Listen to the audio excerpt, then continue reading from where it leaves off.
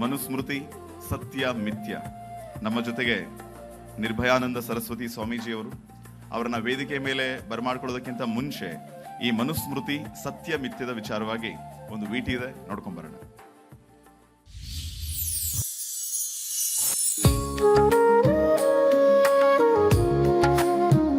ಹಿಂದೂ ಧರ್ಮದ ಪ್ರಾಚೀನ ಗ್ರಂಥಗಳಲ್ಲಿ ಒಂದು ಮನುಸ್ಮೃತಿ. ಪ್ರಸ್ತುತ ಮನುಸ್ಮೃತಿ ಕೇವಲ ಧಾರ್ಮಿಕ ಗ್ರಂಥವಾಗಿ ಉಳಿಯದೆ ಸಾಮಾಜಿಕ ಮತ್ತು ರಾಜಕೀಯ ಚರ್ಚೆಯ ವಿಷಯವಾಗಿದೆ. ಅಸಲಿಗೆ ಮನುಸ್ಮೃತಿ ಕೇವಲ ಕಾನೂನುಗಳ ಉಲ್ಲೇಖವಿರುವ ಗ್ರಂಥವಲ್ಲ, ಬದಲಿಗೆ ವ್ಯಕ್ತಿಯ ಕರ್ತವ್ಯ, ನೈತಿಕತೆ ಮತ್ತು ಸಾಮಾಜಿಕ ವ್ಯವಸ್ಥೆಯ ಬಗ್ಗೆ ಸಮಗ್ರವಾಗಿ ವಿಶ್ಲೇಷಿಸುವ ಮಹಾಗ್ರಂಥ. ಮನುಸ್ಮೃತಿಯಲ್ಲಿರುವ ಕೆಲ ವಿರೋಧಾಭಾಸದ ಶ್ಲೋಕಗಳನ್ನ ಇಂದಿನ ಕಾಲಕ್ಕೆ ಅನ್ವಯಿಸುತ್ತಾ ತಮ್ಮ ಪರಿಮಿತಿಗೆ ಅನುಗುಣವಾಗಿ ವಿಶ್ಲೇಷಿಸುತ್ತಾ ಪದೇ ಪದೇ ಚರ್ಚೆ, ವಿಮರ್ಶೆ ಮತ್ತು ವಿಡಂಬನೆಗೆ ಒಳಗಾಗ್ತಾ ಇರೋದು ಸತ್ಯವೇ. ಯಾವುದೇ ಗ್ರಂಥಗಳಾದರೂ ಅಂದಿನ ಕಾಲದ ಸಾಮಾಜಿಕ ಪರಿಸ್ಥಿತಿಗೆ ಅನುಗುಣವಾಗಿ ರಚನೆಯಾಗಿರುತ್ತವೆ ಅನ್ನೋದು ಸತ್ಯವಷ್ಟೇ. ಜೊತೆಗೆ ಮನುಸ್ಮೃತಿಯನ್ನ ಸಂಪೂರ್ಣವಾಗಿ ಒಪ್ಪುವುದು ಮತ್ತು ಸಂಪೂರ್ಣವಾಗಿ ತಿರಸ್ಕರಿಸುವುದು ತೀವ್ರಗಾಮಿ ನಿಲುವಲ್ಲವೇ? ಈ ಬಗ್ಗೆ ಚಿಂತನ ಮಂಥನ ನಿಮ್ಮ ಮುಂದೆ.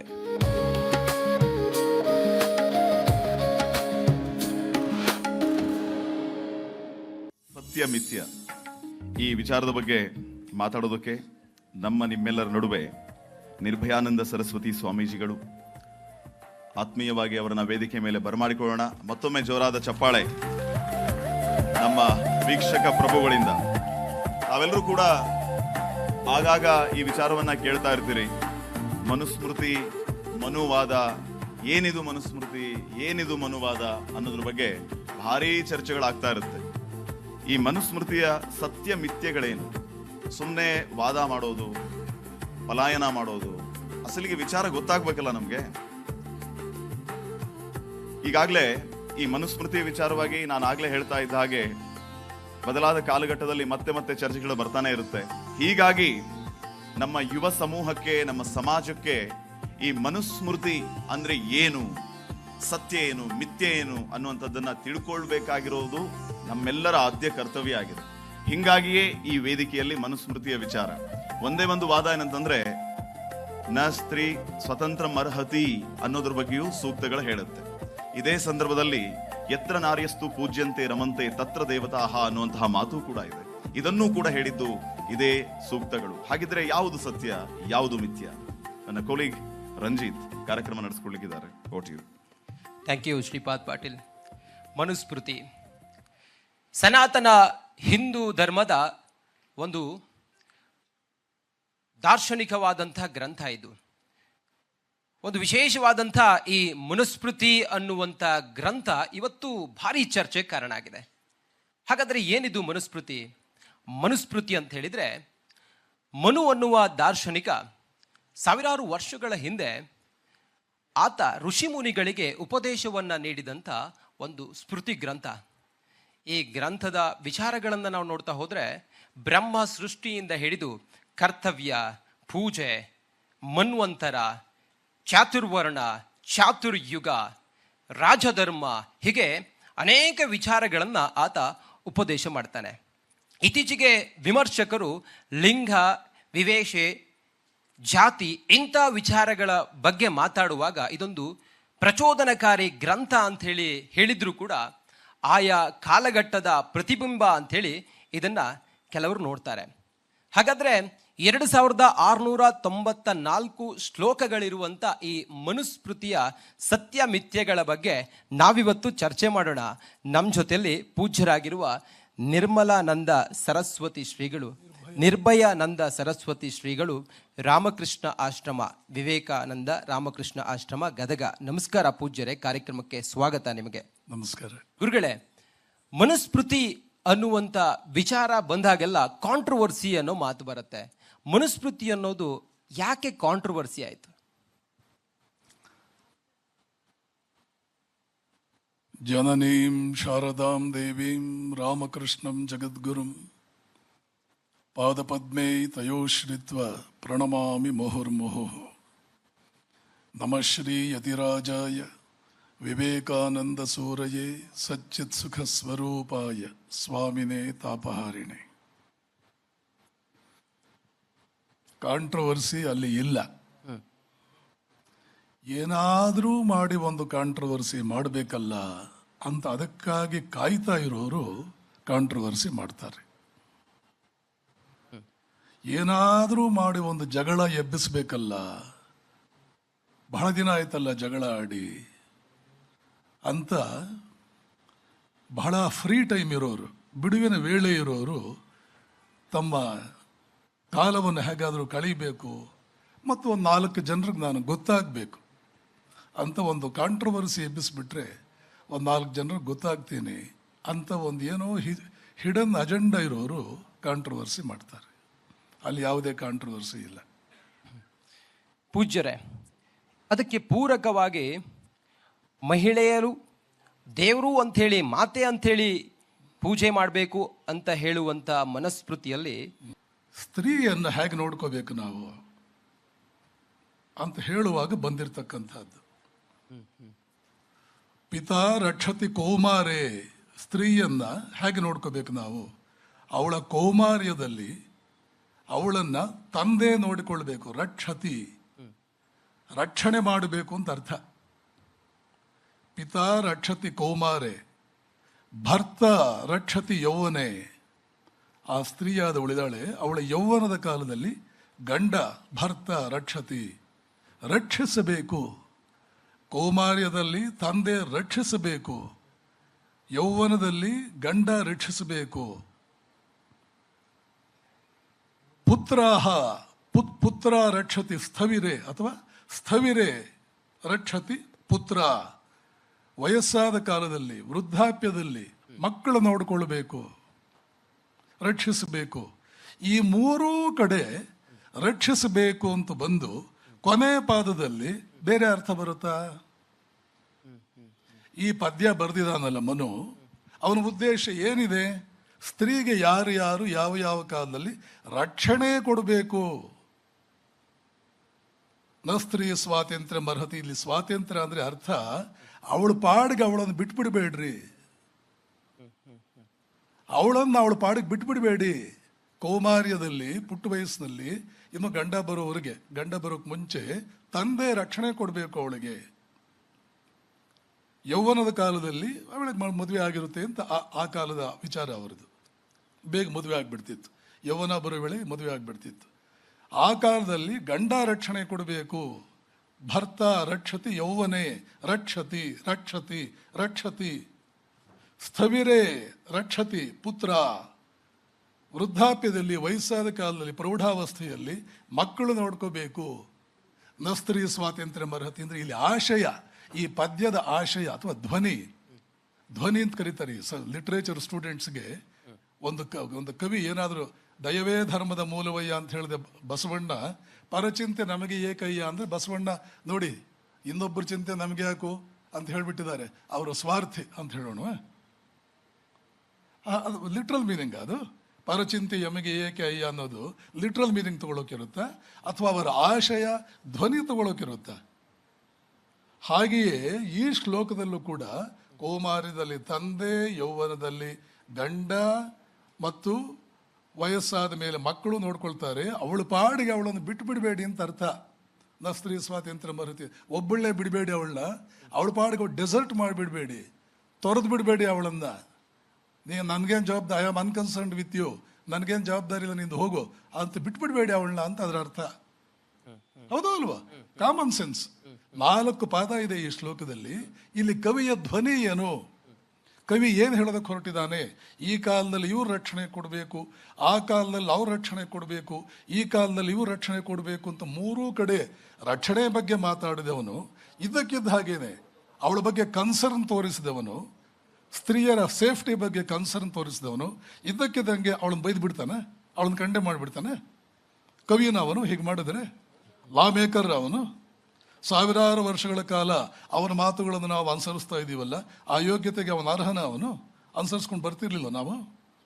ಮನುಸ್ಮೃತಿಯನ್ನ ಇಂಡಿಯಾ ದೇಶದಿಂದ ಯುರೋಪಿಗೆ ಹೊತ್ತುಕೊಂಡು ಹೋಗಿ ಪ್ಲಾಟೋ ತನ್ನ ರಿಪಬ್ಲಿಕ್ ಪುಸ್ತಕದಲ್ಲಿ ಇನ್ನಿಲ್ಲದ ರೀತಿಯಲ್ಲಿ ಮಹತ್ವ ಕೊಟ್ಟು ವರ್ಣನೆ ಮಾಡಿದ್ದಾನೆ.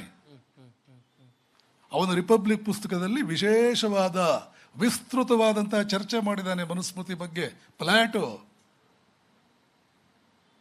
ಯುರೋಪಿನ ಎಷ್ಟೋ ಜನ ಮಹತ್ವವನ್ನು ಪಡ್ಕೊಂಡಿರ್ತಕ್ಕಂಥ ವ್ಯಕ್ತಿಗಳು ಚಿಂತಕರು, ಇವರೆಲ್ಲ ತಿಳ್ಕೊಳ್ಳೋ ಹಾಗೆ ಯಾವುದೋ ಒಬ್ಬ ಹಗುರ ವ್ಯಕ್ತಿ ಅಲ್ಲ ಅವನೊಬ್ಬ ಋಷಿ. ಅವನೊಬ್ಬರು ಎಷ್ಟೋ ಜನ ಋಷಿಗಳು ಬಂದು ದಯವಿಟ್ಟು ನಮಗೆ ಮಾರ್ಗ ತೋರಿ. ಸಮಾಜ ಕಟ್ಟುವುದಕ್ಕೆ ಯಾವಾಗಲೂ ಒಂದು ಕೋಡ್ ಆಫ್ ಕಂಡಕ್ಟ್. ಸಮಾಜ ಯಾಕೆ, ಒಂದು ಆರ್ಗನೈಸೇಷನ್ ಮಾಡಬೇಕಾದ್ರೆ ನಿಮ್ಗೆ ಬೈಲಾ ಬೇಕು, ಮೆಮೊರಾಂಡಮ್ ಆಫ್ ಅಸೋಸಿಯೇಷನ್ ಬೇಕು. ಒಂದು ಸಂಘ ಕಟ್ಟಬೇಕಾದ್ರೇ ಅದು ರಿಜಿಸ್ಟರ್ ಆಗಬೇಕು, ಯಾವ ಉದ್ದೇಶಕ್ಕಾಗಿ ಮತ್ತು ಯಾರ್ಯಾರ ಹಕ್ಕು ಎಷ್ಟು, ಯಾರ್ಯಾರ ಅಧಿಕಾರ ಎಷ್ಟು, ಅದೆಲ್ಲ ಪಕ್ಕ you have to define that. Your organisation must be a well defined organisation.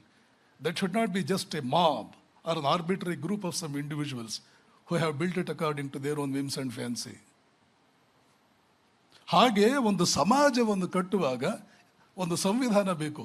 ಆ ಸಂವಿಧಾನ ಕೊಡಿ ಅಂತ ಮೊಟ್ಟ ಮೊದಲು ಹಲವಾರು ಋಷಿಗಳು, ಯಾಕೆಂದರೆ ಆ ಕಾಲದಲ್ಲಿ ಋಷಿಗಳು ಇದ್ದದ್ದು ಸಮಾಜವನ್ನು ಗೈಡ್ ಮಾಡುವುದಕ್ಕೆ. ಆವಾಗ ಋಷಿಗಳೆಲ್ಲ ಒಂದು ಕಡೆ ಸೇರಿ ತಮ್ಮ ತಮ್ಮ ತಪಸ್ಸಿನಿಂದ ತಾವು ಏನೇನು ಕಂಡುಕೊಂಡಿದ್ರು, ವಿಷ್ಣು ಪುರಾಣದಲ್ಲಿ ಬರುತ್ತೆ ಇದು, ತಪಸ್ಸಿನಿಂದ ಏನೇನು ಕಂಡುಕೊಂಡಿದ್ರು ಅದನ್ನೆಲ್ಲ ಒಂದು ಈಗಿನ ಕಾನ್ಫರೆನ್ಸ್, ನ್ಯಾಷನಲ್ ಕಾನ್ಫರೆನ್ಸ್, ಡಾಕ್ಟರ್ಸ್ದು ಇಂಟರ್ನ್ಯಾಷನಲ್ ಕಾನ್ಫರೆನ್ಸ್ ಇತ್ಯಾದಿ ಸೇರುತ್ತೆ. ಹಾಗೆ ಒಂದು ಕಾನ್ಫರೆನ್ಸ್ ಮಾಡೋರು. ವಿಷ್ಣು ಪುರಾಣದಲ್ಲಿ ಸ್ಪಷ್ಟ ಚಿತ್ರ ಬರುತ್ತೆ. ರಾಜರನ್ನೆಲ್ಲ ಆಮೇಲೆ ಕರೆಸೋರಲ್ಲಿಗೆ ದೊಡ್ಡ ಯಜ್ಞ ಆಗೋದು. ಯಜ್ಞ ಅಂದ್ರೇನೆ ಸಮಾಜಕ್ಕೆ ಉಪಯೋಗವಾಗುವ ಕಾರ್ಯ ಅಂತ, ಸಮಷ್ಟಿ ಹಿತಕ್ಕೆ ನಾವು ಮಾಡ್ತಾ ಇರ್ತಕ್ಕಂಥ ಕಾರ್ಯ ಅಂತ. ರಾಜರನ್ನೆಲ್ಲ ಕರೆಸಿ, ನೋಡಿ ನಮ್ಮ ತಪಸ್ಸಿನಿಂದ ಇಂತಿಂಥ ಸತ್ಯಗಳನ್ನು ಕಂಡುಕೊಂಡಿದ್ದೀವಿ, ಸಮಾಜ ಹೀಗಿದ್ರೆ ಚೆನ್ನಾಗಿರುತ್ತೆ, ಹೀಗಿದ್ರೆ ಚೆನ್ನಾಗಿರುತ್ತೆ ಅಂತ ಅವ್ರಿಗೆಲ್ಲ ಹೇಳೋರು. ಸಾಮಾನ್ಯವಾಗಿ ರಾಜರೆಲ್ಲ ಒಪ್ಕೊಂಡ್ಬಿಟ್ಟು ಹೋಗೋರು. ಋಷಿ ಹೇಳಿದ್ದಾರೆ ಅಂದರೆ ಭಾಳ ದೊಡ್ಡ ಅರ್ಥ, ಏನೂ ಸ್ವಾರ್ಥವಿಲ್ಲ ಅವ್ರಿಗೆ. ಋಷಿಗೆ ಏನೂ ಸ್ವಾರ್ಥವಿಲ್ಲ. ನಿಸ್ವಾರ್ಥತೆ, ತಪಸ್ಸು, ಪಾವಿತ್ರ್ಯ, ಬಹುಜನ ಹಿತಾಯ ಬಹುಜನ ಸುಖಾಯ ಅವನ ಉಸಿರು. ಆದ್ದರಿಂದ ಎಲ್ಲ ಒಪ್ಕೊಂಡು ಹೋಗ್ಬಿಡೋರು. ಹಾಗೆ ಒಂದು ಸಲ ಕಾರ್ತವೀರ್ಯಾರ್ಜುನ ತರಳೆ ತೆಗೆದ. ಈ ವೇಳೆಗೇನೆ 4 ಸಲ ತರಳೆ ತೆಗೆದಿದ್ದ. ಈ ಸಲ ತರಳೆ ತೆಗೆದು, ಇಲ್ಲಪ್ಪ ಎಲ್ಲ ಋಷಿಗಳು ಒಪ್ಕೊಂಡಿದ್ದಾರೆ, ನೀನು ಒಪ್ಕೊಳ್ಬೇಕು ಅಂತ ಆ ಋಷಿಗಳ ಕೌನ್ಸಿಲ್ನಲ್ಲಿ, ಕಾನ್ಫರೆನ್ಸ್ನಲ್ಲಿ ಜಮದಗ್ನಿ ಮಹರ್ಷಿಗಳು ಅಧ್ಯಕ್ಷತೆ. ಜಮದಗ್ನಿ ಮಹರ್ಷಿಗಳಿಗೂ ಕಾರ್ತಿವೀರ್ಯಾರ್ಜುನಿಗೂ ಇನ್ನಿಲ್ಲದ ಕ್ಲಾಶ್ ನಡೆದು ಜಮದಗ್ನಿ ಮಹರ್ಷಿಗಳನ್ನು ಕೊಂದು ಹಾಕಿಬಿಟ್ಟ. ಆ ರೋಷಕ್ಕೇನೆ ಅವನ ಮಗ ಪರಶುರಾಮ ತಪಸ್ಸು ಮಾಡಿ ಶಿವಧನಸ್ಸನ್ನು ಪಡೆದುಕೊಂಡು, ಈ ಕ್ಷತ್ರಿಯರಿಗೆಲ್ಲ ಬಹಳ ಕೊಬ್ಬು ಬಂದಿದೆ ಅಂತ ಹೇಳಿ, ಸೊಕ್ಕು ಬಂದಿದೆ ಅಂತ ಹೇಳಿ 21 ಸಲ ಕಥೆ. ಇಲ್ಲಿ ಸಂದರ್ಭ ಏನು ಅಂದರೆ, ಋಷಿಗಳು ರಾಜರನ್ನು ಕರೆದು ನಿಮ್ಮ ಸಮಾಜವನ್ನು ಹೀಗೆ ನಡೆಸಬೇಕಾಗುತ್ತೆ, ಇಲ್ಲ ಅನ್ನೋ ತೊಂದರೆ ಆಗುತ್ತೆ, ಸಮಾಜಕ್ಕೆ ಒಂದು ದಿಕ್ಕು ಬೇಕು, ಒಂದು ಮಾರ್ಗ ಬೇಕು, ಒಂದು ಗಮ್ಯಸ್ಥಾನ, ಒಂದು ಗುರಿ ಇರಬೇಕು ಯಾವುದೇ ಸೊಸೈಟಿಗೆ. ಗುರಿ ನೀವು ಇಟ್ಕೊಳ್ಳದೆ ಇರಿ, ಪ್ರಕೃತಿ ಇಟ್ಟಿದ್ದಾಳೆ. Evolution is the goal. ಆ ಎವಲ್ಯೂಷನ್ನನ್ನು ಕರೆಕ್ಟಾಗಿ, ಮೆಥಾಡಿಕಲ್ ಆಗಿ, ಕಾನ್ಷಿಯಸ್ ಆಗಿ ಸಾಧಿಸುವುದು ಹೇಗೆ? ಪ್ರಾಣಿಗಳಿಗೂ ಮನುಷ್ಯನಿಗೂ ಅದೇ ಡಿಫರೆನ್ಸ್ ಇರೋದು. That is the uniqueness of man. ಈ ಥಾಮಸ್ ಹಕ್ಸ್ಲಿ ಅಂತ ಚಾರ್ಲ್ಸ್ ಡಾರ್ವಿನ್ ಇದಾನಲ್ಲ, ಅವನ ಕ್ಲೋಸ್ ಅಸೋಸಿಯೇಟು, ಡಾರ್ವಿನ್ನಷ್ಟೇ ಗ್ರೇಟ್ ವಿಜ್ಞಾನಿ. ಥಾಮಸ್ ಹಕ್ಸ್ಲಿನ ಮೊಮ್ಮಗ ಜೂಲಿಯನ್ ಹಕ್ಸ್ಲಿ ಅಂತ ಬರ್ತಾರೆ, ತಾತನಷ್ಟೇ ದೊಡ್ಡ ವಿಜ್ಞಾನಿ. ಅವರು ಇಂಟರ್ನ್ಯಾಷನಲ್ ಕಾನ್ಫರೆನ್ಸ್ನಲ್ಲಿ ಶಿಕಾಗೋದಲ್ಲಿ 100 years ಆಫ್ಟರ್ ಡಾರ್ವಿನ್ ಅನ್ನುವ ಕಾನ್ಫರೆನ್ಸ್ನಲ್ಲಿ ಒಂದು ವಿಷಯವನ್ನು ಮಂಡಿಸ್ತಾರೆ. ಆ ವಿಷಯ ಏನು ಗೊತ್ತಾ? ದಿ ಯುನೀಕ್ನೆಸ್ ಆಫ್ ಮ್ಯಾನ್, ಮನುಷ್ಯನ ವಿಶೇಷತೆ. ಏನು ಮನುಷ್ಯನ ವಿಶೇಷತೆ? ಎವಲ್ಯೂಷನ್ನನ್ನು ನೀನು ಆಕ್ಸಲರೇಟ್ ಮಾಡಬಹುದು. ಅಮೀಬಾಯಿಂದ ಮನುಷ್ಯ ಆಗೋದಕ್ಕೆ ಕೋಟ್ಯಾಂತರ ವರ್ಷಗಳು ಬೇಕಾಗುತ್ತೆ. ಪ್ರಕೃತಿ ತಾನೇ ಸ್ಲೋ ಸ್ನೇಲ್ ಸ್ಪೇಸ್ನಲ್ಲಿ ಎವಲ್ಯೂಷನ್ ಮಾಡ್ತಿರ್ತಾಳೆ. ಆದರೆ ಮನುಷ್ಯ ಜನ್ಮ ಬಂದ್ಬಿಟ್ರೆ ಇನ್ನು ಮುಂದೆ he can accelerate the process. That is the uniqueness of man. ಇದನ್ನು ಮೊನ್ನೆ ಹೇಳಿದ್ರು ಅವರು. ಇದು ಉಪನಿಷತ್ಕಾರ ಯಾವತ್ತೋ ಗೊತ್ತಿತ್ತು. How to accelerate the evolutionary process that is afoot in human world, that is yoga, that is ಆಧ್ಯಾತ್ಮ. ಅದು ಆಧ್ಯಾತ್ಮ ಅಂದರೆ ಆ ಆಧ್ಯಾತ್ಮಿಕ ಜೀವನ ನಡೆಸುವುದಕ್ಕೆ ನಮ್ಮಲ್ಲಿ ಒಂದು ಡಿಸಿಪ್ಲಿನ್ ಬೇಕು. ಆ ಡಿಸಿಪ್ಲಿನ್ ಸ್ಮೃತಿ, ಎಲ್ಲರಿಗೂ ಅನ್ವಯಿಸುವಂಥ ಕಾನ್ಸ್ಟಿಟ್ಯೂಷನ್, ಸಮಷ್ಟಿ ಪ್ರಜ್ಞೆ ಇರಬೇಕು. ನನಗೆ ಹಕ್ಕು ಎಷ್ಟಿದೆಯೋ ಕರ್ತವ್ಯನೂ ಅಷ್ಟೇ ಇದೆ. ಇನ್ನೊಬ್ಬರ ಹಕ್ಕಿಗೆ ಧಕ್ಕೆಯಾಗದೆ ನೋಡ್ಕೊಳ್ಳೋದು ನನ್ನ ಕರ್ತವ್ಯ. ಅಷ್ಟು ಹಕ್ಕು, ಇನ್ನೊಬ್ಬರ ಹಕ್ಕಿಗೆ ಧಕ್ಕೆಯಾಗದೇ ಇರೋಷ್ಟು ಹಕ್ಕು ನನಗಿದೆ. ಇದನ್ನೆಲ್ಲ ಒಟ್ಟಿಗೆ ಹಾಕಿ ಕೋಡಿಫೈಡ್ ಮಾಡಿ ಇವತ್ತು ನೀವು ಇಂಡಿಯನ್ ಪೀನಲ್ ಕೋಡ್ ಅಂತ ಮಾಡಿದ್ದಿಲ್ಲ, ಅದೇ ರೀತಿ ಆ ಕಾಲದಲ್ಲಿ ಮೊಟ್ಟ ಮೊದಲು ಜಗತ್ತಿಗೆ ಕೊಟ್ಟಂಥವನು ಮನು ಮಹರ್ಷಿ. ಪೂಜ್ಯರೇ, ಕೆಲವು ಎಡಪಂಥೀಯ ವಿಚಾರವಾದಿಗಳು ಮನುವಾದವನ್ನ ವಿರೋಧ ಮಾಡ್ತಾರೆ, ಒಪ್ಪೋದಿಲ್ಲ. ಬಲಪಂಥೀಯ ವಿಚಾರವಾದಿಗಳು ಮನುವಾದವೇ ಪರಮೋಚ್ಚ ಅಂತ ಹೇಳ್ತಾರೆ. ನಮ್ಮ ನಡುವೆ ಭಗವದ್ಗೀತೆ ಅಂತ ಮಹಾಪುರಾಣಗಳಿದ್ದಾವೆ. ಜೀವನ ಕ್ರಮಕ್ಕೆ ಬೇಕಾದಂತಹ ಗ್ರಂಥಗಳಿದ್ದಾವೆ. ಯಾಕೆ ಈ ರೀತಿಯ ವೈರುಧ್ಯ ಅಂತ? ಈ ಎಡಪಂಥೀಯರ ಬಗ್ಗೆ ನಮ್ಮ ಲೆಫ್ಟ್ ಅಂತ ಕರೀತಾರೆ ಅವರನ್ನು. ಅವರ ಬಗ್ಗೆ ಒಬ್ರು ಹೇಳಿದ್ರು, nothing is right in the left. Left ಅಂದ್ರೆ ಏನು? ಯಾವುದು ರೈಟ್ ಇಲ್ಲ ಅದು ಲೆಫ್ಟ್. ಇಲ್ಲಿ ಎಡಪಂಥೀಯ ಬಲಪಂಥೀಯ ಇಂಡಿಯಾಗೆ ಸಂಬಂಧಪಟ್ಟಂತ ಸಂಸ್ಕೃತಿ ಅಲ್ಲ ಇದು. ಇವೆಲ್ಲ ಇಂಗ್ಲಿಷ್ನವರು ಬಂದ ಮೇಲೆ ಬಂದಿರೋದು. ಇಂಗ್ಲಿಷ್ನವರು ಏನೇನು ವಿಕೃತಗೊಳಿಸಬಹುದು ಭಾರತೀಯ ವಿಚಾರಗಳನ್ನು ಅಷ್ಟೆಲ್ಲ ವಿಕೃತಗೊಳಿಸಿದರು. ವಿವೇಕಾನಂದರು ಇದನ್ನು ನೋಡಿ ಬೇಸತ್ತು ರೋಸಿ ಹೋಗಿ ಒಂದು ಕಡೆ ಇಂಡಿಯನ್ಸ್ಗೆಲ್ಲ ಒಂದು ಅಡ್ವೈಸ್ ಮಾಡ್ತಾರೆ. ಹೀಗೆ ಮನು ಮಹರ್ಷಿ ಹಾಗೆ ಒಂದು ಕೋಡ್ ಕೊಡ್ತಾರೆ, ಹಾಗೆ ವಿವೇಕಾನಂದರು ನಮ್ಗೊಂದು ಕೋಡ್ ಕೊಡ್ತಾರೆ. ಏನು ಗೊತ್ತಾ? Anything of Indian origin you first accept and then verify. Anything of western origin you first verify and then accept. ಅರ್ಥವಾಯ್ತು ಎಲ್ರಿಗೂ? ಆದರೆ ಇವತ್ತು ನಮ್ಮ ಭಾರತವನ್ನು ಹೇಗೆ ಮಾಡಿಟ್ಟಿದ್ದೀವಿ ಅಂದರೆ ಉಲ್ಟಾ. Anything of western origin we swallow without salt. Anything of Indian origin, in a perverted way, we subject it to verification. In an unprejudicial way, with the only passion to know truth, verify it million times, no problem. Truth is not afraid of verification. Only superstition is afraid of verification. ಸತ್ಯಕ್ಕೆ ಯಾರಾದರೂ ಪರೀಕ್ಷೆ ಮಾಡಿದ್ರೆ 3 ಕಾಸಿನ ಹೆದರಿಕೆ ಇಲ್ಲ, ಖುಷಿ ಪಡುತ್ತದು. ಬೆಂಕಿಯನ್ನು ಗೀಚಿದಷ್ಟು ಪ್ರಜ್ವಲಿಸುತ್ತೆ, ಸತ್ಯವನ್ನು verify ಮಾಡಿದಷ್ಟು ಇನ್ನಷ್ಟು ಪ್ರಜ್ವಲಿಸುತ್ತೆ. ನಂಬಿಕೆ, ಮೂಢನಂಬಿಕೆ ಈ ಪುಸ್ತಕದಲ್ಲಿದೆ. ಯಾವ ಪುಸ್ತಕವನ್ನು ನಂಬಬೇಡಿ. ನಿಮ್ಮ ಪ್ರಜ್ಞೆಯನ್ನು ಜಾಗೃತಗೊಳಿಸಿಕೊಳ್ಳಿ, ನಿಮ್ಮ ಅನುಭವಕ್ಕೆ ತಂದುಕೊಳ್ಳಿ, ನಿಮ್ಮ ಅನುಭವದೊಡನೆ ಅದನ್ನು ಹೋಲಿಸಿ. ಇದೆಲ್ಲ ಕೇವಲ ಸನಾತನ ಸಂಸ್ಕೃತಿಯಲ್ಲಿ ನೀವು ನೋಡೋದು. ವೇದಗಳನ್ನು ಮೀರಿ ಯಾವ ಧರ್ಮಕ್ಕೆ ಗಟ್ಸ್ ಇದೆ? ನಮ್ಮ ಧರ್ಮ ಗ್ರಂಥವನ್ನು ಮೀರಿ ಅಂತ ಹೇಳುವ ಗಟ್ಸ್. ವೇದಾನಪಿ ಸನ್ಯಸ್ಯತಿ, ಬ್ರಹ್ಮಜ್ಞಾನಿ ಹೇಗಿರ್ತಾನೆ ಅಂತ ನಾರದ ಹೇಳ್ತಾನೆ. ವೇದಾನಪಿ ಸನ್ಯಸ್ಯತಿ, ವೇದವನ್ನು ಮೀರಿ ಹೋಗ್ತಾನೆ. ಯಾವ ಮಹಾಜ್ಞಾನಿಯು ಪೂರ್ಣಜ್ಞಾನಿಯು ಎಲ್ಲ ಪುಸ್ತಕಗಳನ್ನು ಮೀರಿ ಹೋಗ್ತಾನೆ. ಆದರೆ ಅದು ಹೇಳುವ ಗಟ್ಸು ಯಾವ ಧರ್ಮಕ್ಕೂ ಇಲ್ಲ, ಯಾವ ಧರ್ಮ ಗ್ರಂಥಕ್ಕೂ ಇಲ್ಲ. ಅದು ವೇದಗಳಿಗಿದೆ. ನಮ್ಮನ್ನು ಮೀರಿ ಹೋಗಿ ಅಂತ ಹೇಳುವ ಗಟ್ಸ್ ವೇದಗಳಿಗೆ ಮಾತ್ರ ಇದೆ. ಪೂಜ್ಯರೇ, ಸಮಾಜದ ತಾರತಮ್ಯ, ಜಾತಿ ವ್ಯವಸ್ಥೆ, ಮೂಢನಂಬಿಕೆ ಇದೆಲ್ಲದಕ್ಕೂ ಮನುವಿನ ವಾದವೇ, ಮನುಸ್ಮೃತಿಯೇ ಕಾರಣ ಅಂತ ಹೇಳ್ತಾರೆ. ಮನುಸ್ಮೃತಿಯ ಬಗ್ಗೆ ಒಂದು ವಾಕ್ಯ ಯಾರಾದರೂ ಮಾತನಾಡಿದ್ರೆ ಪಾಪ ಎಷ್ಟು ಅಜ್ಞಾನಿಗಳು ಇವರು. ಇವ್ರನ್ನ LKG ಮತ್ತೆ ಕಳಿಸ್ಬೇಕಲ್ಲ. ಬೇಕಾದವರು ಇರಲಿ, ನಾನು ಅವ್ರಿಗೆ ಹೇಳ್ತೇನೆ, ನೀವು LKG ಹೋಗ್ರಿ, ನಿಮ್ಮ ಫೀಸ್ ನಾನು ಕೊಡ್ತೇನೆ.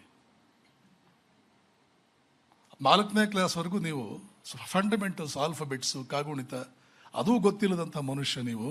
ಆದ್ದರಿಂದ ಮನುವಿನ ಬಗ್ಗೆ ನೀವೇನೋ ಮಾತಾಡ್ತೀರಿ. ಜಾತಿ ನೋಡಿ, ಮೊದಲನೇದಾಗಿ ಇದೊಂದು ಸ್ಮೃತಿ. ಸ್ಮೃತಿ ಅಂದ್ರೆ ಏನು ಗೊತ್ತಾ? ಯಾವುದು ಕಾಲ ಕಾಲಕ್ಕೆ ಬದಲಾವಣೆ ಆಗುತ್ತದೆಯೋ ಅದು ಸ್ಮೃತಿ. ಮನು ಕೊಟ್ಟಿದ್ದು ಯಾವಾಗ, ಅದು ಯಾರಿಗೆ?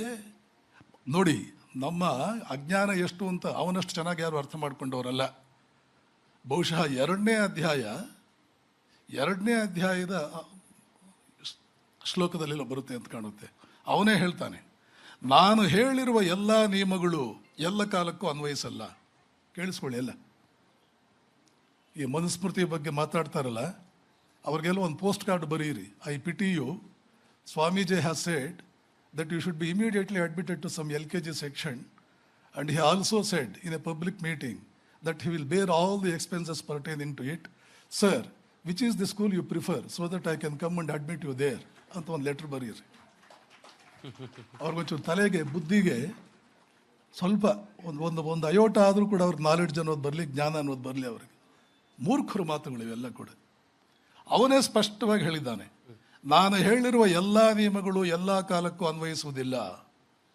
ಕೆಲವು ಕೃತಯುಗಕ್ಕೆ ಮಾತ್ರ ಅನ್ವಯಿಸುತ್ತದೆ, ಕೆಲವು ತ್ರೇತಾಯುಗಕ್ಕೆ ಮಾತ್ರ ಅನ್ವಯಿಸುತ್ತದೆ, ಕೆಲವು ದ್ವಾಪರ ಯುಗಕ್ಕೆ ಮಾತ್ರ ಅನ್ವಯಿಸುತ್ತದೆ, ಕೆಲವು ಕಲಿಯುಗಕ್ಕೆ ಮಾತ್ರ ಅನ್ವಯಿಸುತ್ತದೆ. ಯುಗದ ಅವಶ್ಯಕತೆಗಳಿಗೆ ತಕ್ಕಂತೆ ಧರ್ಮಗಳು ಬದಲಾವಣೆಯಾಗುತ್ತವೆ. ಅನ್ಯೇ ಕೃತಯುಗೇ ಧರ್ಮ. ಅವನದೇ ಮಾತು.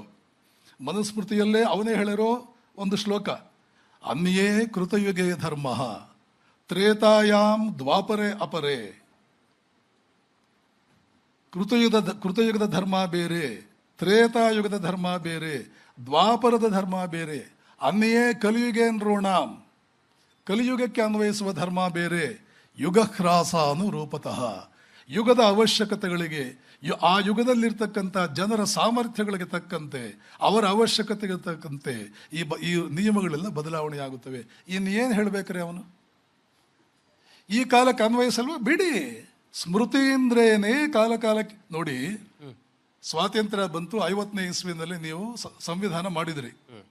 50ನೇ ಇಸ್ವಿಯಿಂದ ಇಲ್ಲಿವರೆಗೆ ಎಷ್ಟು? ಒಂದು 76 ವರ್ಷ. 76 ವರ್ಷದಲ್ಲಿ 76 152 ಸಲ ಅಮೆಂಡ್ಮೆಂಟ್ ಮಾಡಿದ್ದೀರಿ.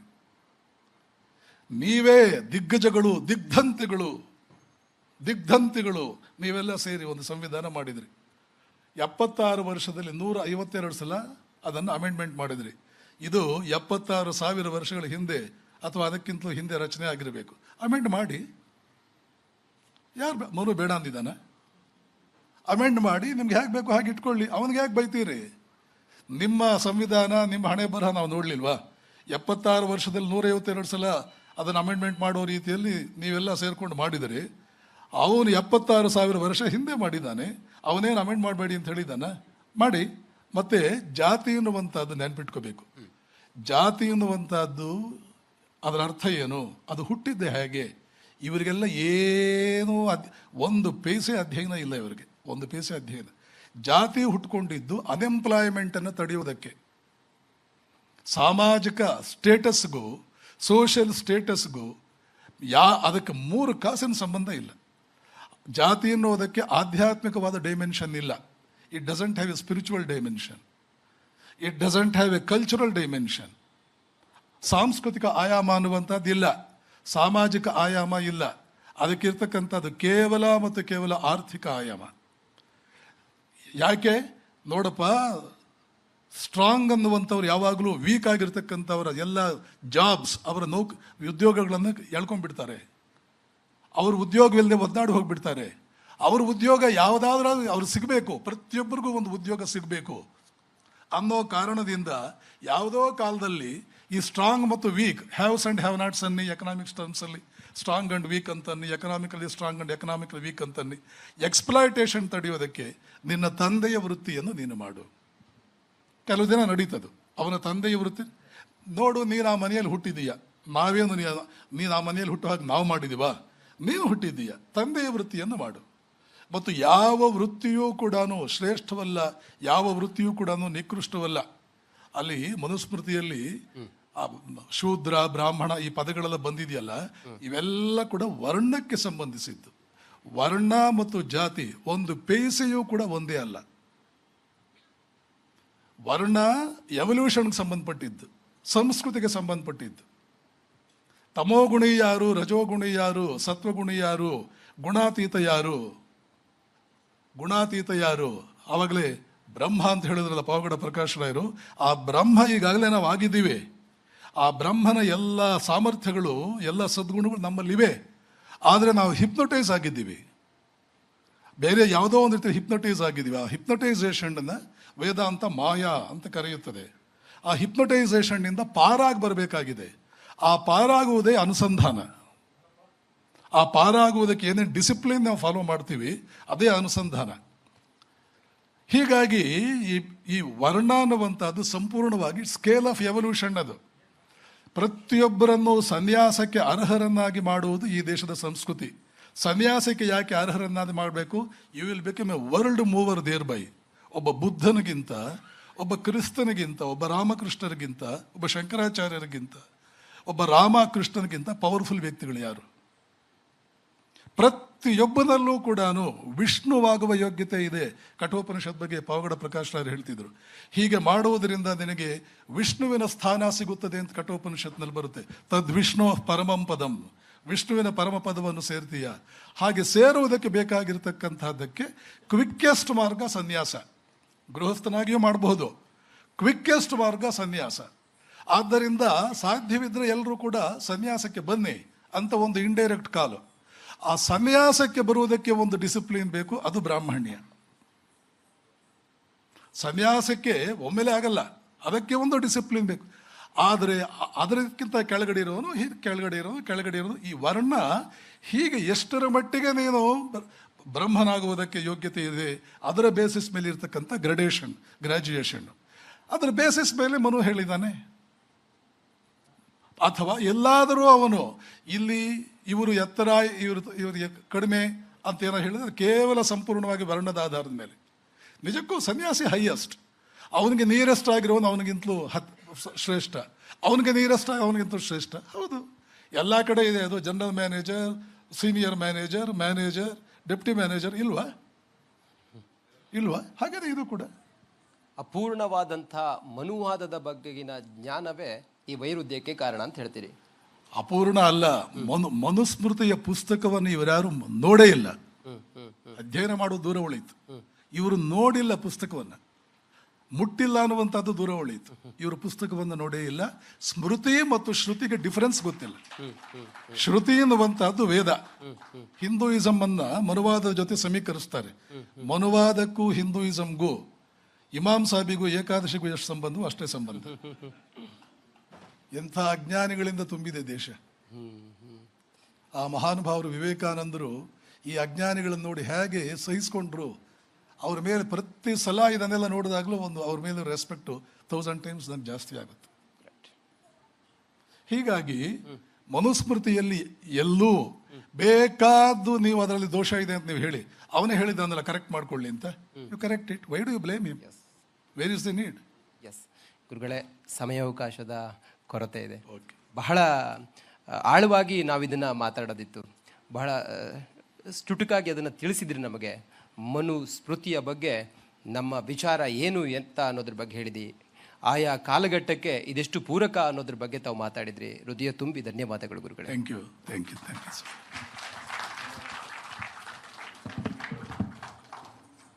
ನಮ್ಮ ಶ್ರೀಗಳು ಮನುಸ್ಮೃತಿಯ ಬಗ್ಗೆ ಸಿಕ್ಕ ಸಮಯದಲ್ಲೇ ಮನ ಮುಟ್ಟುವ ಹಾಗೆ ಹೇಳಿದ್ದಾರೆ, ತಟ್ಟಿಯೂ ಹೇಳಿದ್ದಾರೆ.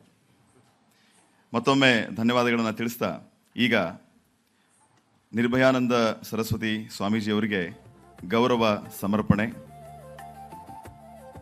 ವಿಶ್ವನಾಥ್ ಅಡಿಗ, ಮಾತಾಸ್ ಕಾಫಿ MD, ದಯವಿಟ್ಟು ವೇದಿಕೆ ಮೇಲೆ ಬರಬೇಕು ಅಂತ ಬರಮಾಡ್ಕೊಳ್ತಾ ಇದ್ದೀನಿ.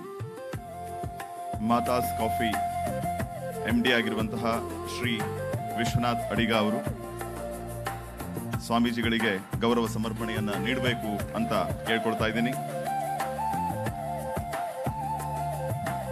ಶ್ರೀಗಳಿಗೆ ಮೈಸೂರು ಸ್ಯಾಂಡಲ್ ಸೋಪ್ ಕಡೆಯಿಂದ ಗೌರವ ಸಮರ್ಪಣೆ.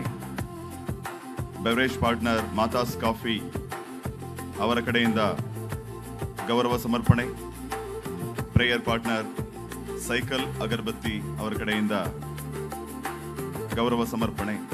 ರಿಪಬ್ಲಿಕ್ ಕನ್ನಡದ ಕಡೆಯಿಂದ ಗೌರವ ಸಮರ್ಪಣೆ. ಧನ್ಯವಾದಗಳು.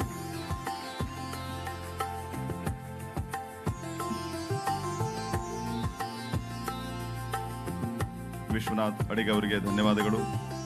ಶ್ರೀ ನಿರ್ಭಯಾನಂದ ಸರಸ್ವತಿ ಸ್ವಾಮೀಜಿಯವರಿಗೆ ಮತ್ತೊಮ್ಮೆ ಅನಂತ ಧನ್ಯವಾದಗಳನ್ನು ತಿಳಿಸ್ತಾ ಇದ್ದೀನಿ.